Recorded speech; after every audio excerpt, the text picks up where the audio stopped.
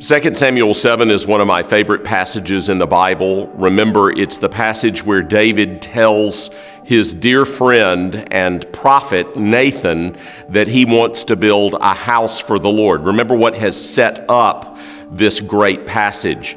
David has been made king.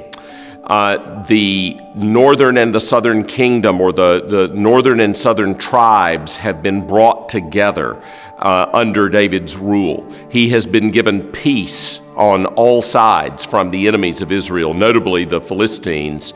And the Ark of the Covenant has been brought into Israel, thus uniting the capital with the place where God is worshiped in Israel. And so it's a very, very significant chapter.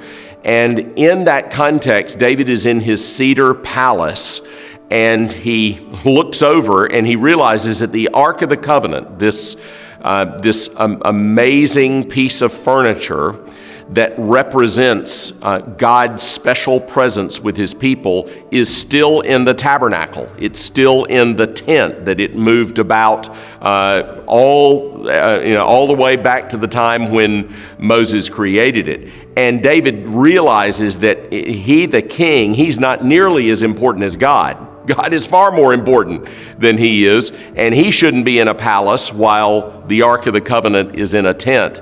And you just think about that. We think of the tabernacle. It's a big tent. It's a beautiful tent.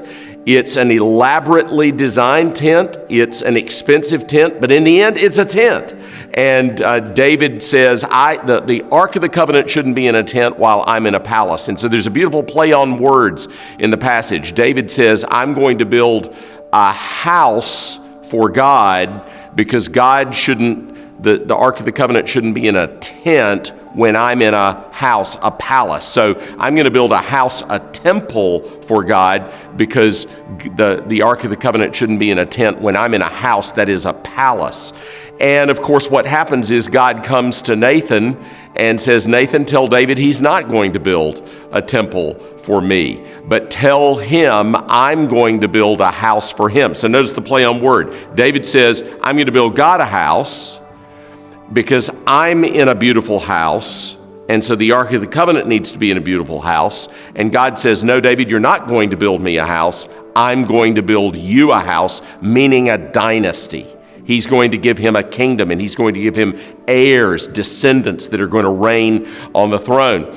And the speech that God gives to Nathan is deeply moving. He says, let me ask you something, Nathan.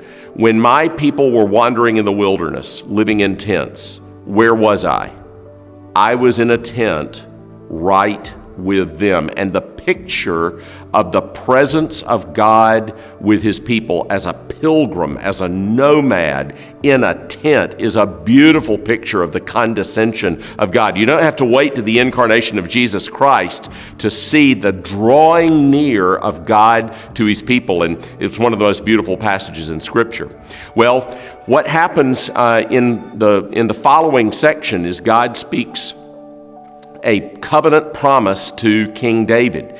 And he promises that he will plant his people in the land and that he will cause David's heirs to reign on the throne forever. Now that's very important, because that becomes the great theological crisis of the end of the Old Testament. Because what happens? The children of Israel get exiled, so they're no longer in the land, and the Davidic line comes to an end. They're carried off into exile and into captivity. And so the people of God say, have God's promises failed? God said we would always be in the land. We're taken in exile. God said David would always have a king on the throne. There's not a king in David's line on the throne anymore after 400 years of rule. Have God's promises failed? And the whole end of the Old Testament is answering that question. And of course, the great answer to that question is given in Jeremiah 31 to 34, where a new covenant is prophesied. And don't miss the kingdom talk of the Gospels and the way that the Gospels bear witness that Jesus is King. He is the Davidic King who will bring to pass the fulfillment of all of God's promises to David. And so 2 Samuel 7 really sets us up to understand the person and work of Jesus and the kingdom that he brought better than ever before.